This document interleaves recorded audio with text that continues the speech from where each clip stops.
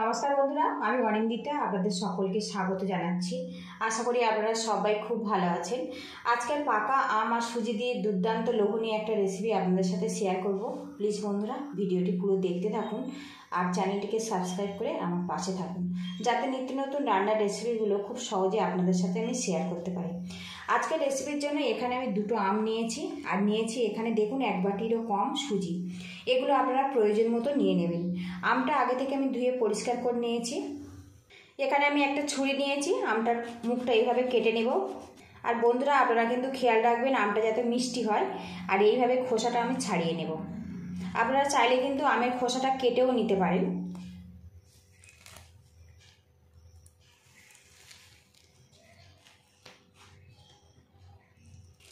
এদিকে দেখুন একটা আমের খোসা কিন্তু আমি ছাড়িয়ে নিয়েছি। একইভাবে এই আমটাও খোসা আমি ছাড়িয়ে নেব। এখানে আমি একটা গ্রেটার নিয়েছি, আমটা গ্রেট করে নেব। আর এইভাবে যদি আমটা গ্রেট করে নেওয়া যায় তো আমের মধ্যে ছোট রকম ছোট দলা ভাব আর থাকবে না। দেখুন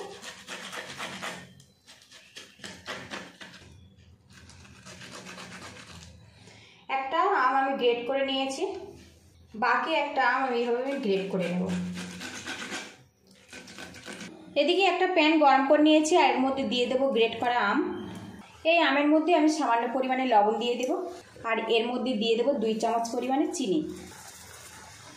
এবার এই আমটা আমি ক্ষীর বানিয়ে নেব। আর বন্ধুরা এখানে কিন্তু আমের মিষ্টি অনুযায়ী চিনিটা দিতে হবে। গ্যাসের হিটটা আমি লো টু মিডিয়ামে রাখবো, রেখে ধীরে ধীরে আমটা আমি ক্ষীর বানিয়ে নেব। এদিকে একটা স্টিলের বোল নিয়েছি আর এই বোলের মধ্যে 1 চামচ কর্নফ্লাওয়ার দিয়ে দেব। সামান্য ঠান্ডা জল দিয়ে কর্নফ্লাওয়ারটা গুলিয়ে নেব।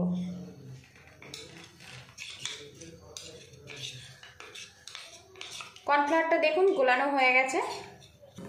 এদিকে দেখুন আমের ক্ষীরটা বেশ কিছুক্ষণ জ্বালিয়ে নিয়েছি আর এর মধ্যে কিন্তু রস অনেকটাই শুকিয়ে গেছে। এবারে এর মধ্যে দিয়ে দেব কর্নফ্লাওয়ার গোলা জল, ভালো করে মিক্স করে নেব। আর বন্ধুরা এই ক্ষীরটা কিন্তু খুব বেশি শক্ত বা খুব বেশি নরম এইভাবে বানালে হবে না, একটু মিডিয়াম ঘনত্ব ক্ষীরটা বানিয়ে নিতে হবে। কর্নফ্লাওয়ার দিয়ে ভালো করে মিক্স করে নিয়েছি, আরও 1 থেকে 2 বার আমি এটা নাড়াচাড়া করে নেব।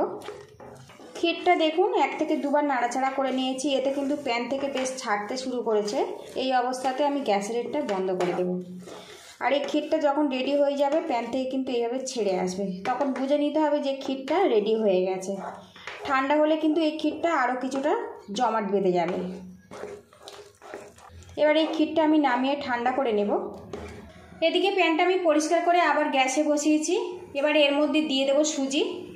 এবার এই সুজির মধ্যে সামান্য পরিমাণে লবণ দিয়ে দেব। সুজিটা আমি নাড়াচাড়া করে নেব, এতে সুজির কাঁচা গন্ধটা চলে যাবে। খুব বেশি কিন্তু ভাজার দরকার নেই, 1 থেকে 2 বার এইভাবে নাড়াচাড়া করে নেব, তাহলে রেডি হয়ে যাবে। এদিকে সুজিটা আমি নাড়াচাড়া করে নিয়েছি। এবারে এই সুজির মধ্যে আমি দিয়ে দেব 1.5 বাটি পরিমাণে জল। এই বাটি মেপে আমি সুজি নিয়েছিলাম, এই বাটি মেপে আমি 1.5 বাটি জল দিচ্ছি। এখানে দুধ আর জল আমি একসঙ্গে মিক্স করে নিয়েছি, সেটা এর মধ্যে দিয়ে দিলাম।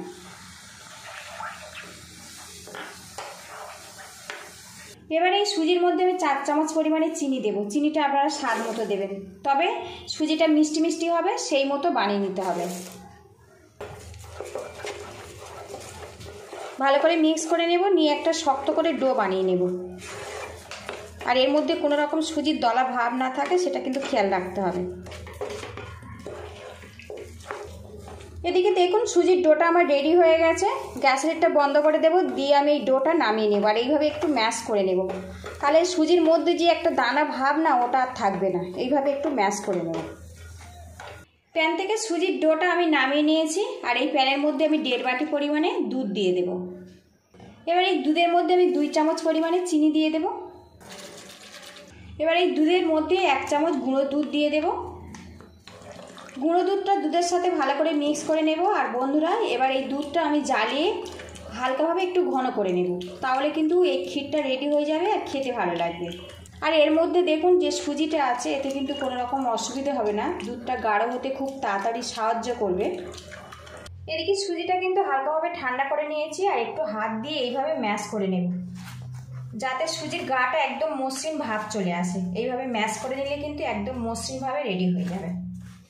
এদিকে দেখুন সুজিটা কিন্তু আমি সুন্দর করে ম্যাশ করে নিয়েছি, আর এখন কিন্তু সুজিটার মধ্যে যে দানা ভাব সেটা কিন্তু একদমই নেই, একদম মসৃণভাবে রেডি হয়ে গেছে দেখুন। এবার এই সুজির ডো থেকে অল্প একটু করে এইভাবে কেটে নেব, এইভাবে একটু হাত দিয়ে এইভাবে ঘুরিয়ে নেব, নিয়ে এইভাবে একটা বাটি করে বানিয়ে নেব এইভাবে। তো দেখুন বাটিটা কিন্তু আমার রেডি হয়ে গেছে। আর এখানে দেখুন যে আমের ক্ষীরটা বানিয়েছিলাম, আমের ক্ষীরটা এখন দেখুন বেশ ঠান্ডা হয়ে গেছে, হাতে কিন্তু কোনো রকম লাগছে না, এইভাবেই রেডি করে নিতে হবে। এর থেকে কিছুটা ক্ষীর আমি নিয়ে নেব, নিয়ে এই বাটির মধ্যে আমি দিয়ে দেবো এইভাবে, দিয়ে এবারে এটা আমি মুড়ে দেব।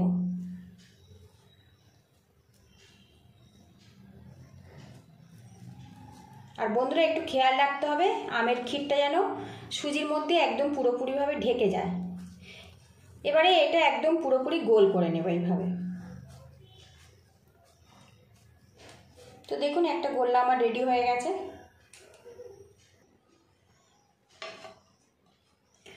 আরও কিছুটা সুজির ডো আমি নিয়ে নেব, একইভাবে এটাও বাটি বানিয়ে নেব। আরও একটা বাটি আমি রেডি করে নিয়েছি, এখান থেকে আমের ক্ষীর নিয়ে নেব। আর আমের ক্ষীরের পরিমাণটা একটু বেশি রাখবেন, তাহলে কিন্তু রেসিপিটা খেতে ভালো লাগবে। আবারও এইভাবে মুড়ে আমি গোল করে নেব।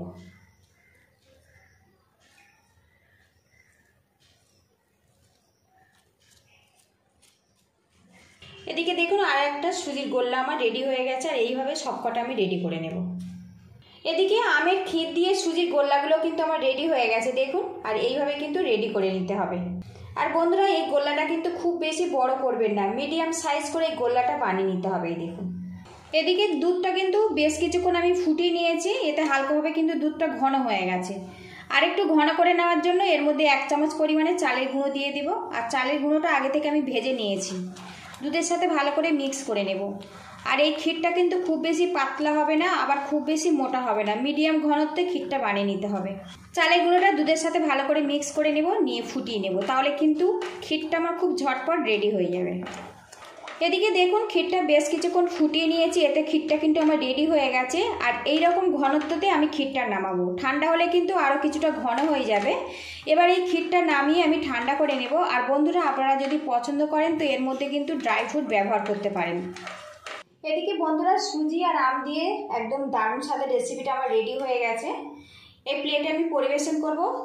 এবার এই প্লেটের মধ্যে আমি যে ক্ষীরটা বানিয়েছিলাম দিয়ে দিতে হবে। আর বন্ধুরা এই ক্ষীরটা কিন্তু ঠান্ডা করে নিতে হবে, তবে কিন্তু খেতে ভালো লাগবে। ক্ষীরটা দেখুন আমি দিয়েছি, আর এখন দেখুন ক্ষীরের ঘনত্বটা খুব বেশি পাতলা নয়, আবার খুব বেশি মোটাও নয়, এইভাবে কিন্তু ক্ষীরটা রেডি করে নিতে হবে। এবারে এখান থেকে আমের ক্ষীর ভরা সুজির গোল্লাগুলো নিয়ে নেব। আর এখানে একটা চাকু নিয়েছি, দুটো ভাগে এইভাবে কেটে নেব। এইভাবে আলতো করে কেটে নিলে কিন্তু সমানভাবে কাটা হয়ে যাবে এইভাবে। এদিকে দেখুন দুটো ভাগে কিন্তু আমি কেটে নিয়েছি, এই ক্ষীরের ওপর এগুলো আমি বসিয়ে দেব। তো বন্ধুরা এখন লুকিংটা দেখুন, এইভাবে আরও একটা গোল্লা আমি কেটে নেব। আরও একটা কেটে নিয়েছি, আর এইভাবে প্লেটের ওপরে আমি সাজিয়ে দেব। বন্ধুরা আম আর সুজি দিয়ে দুর্দান্ত স্বাদের এই রেসিপিটা ভালো লাগলে একটা লাইক দিয়ে দেবেন, যতটা সম্ভব শেয়ার করে দেবেন।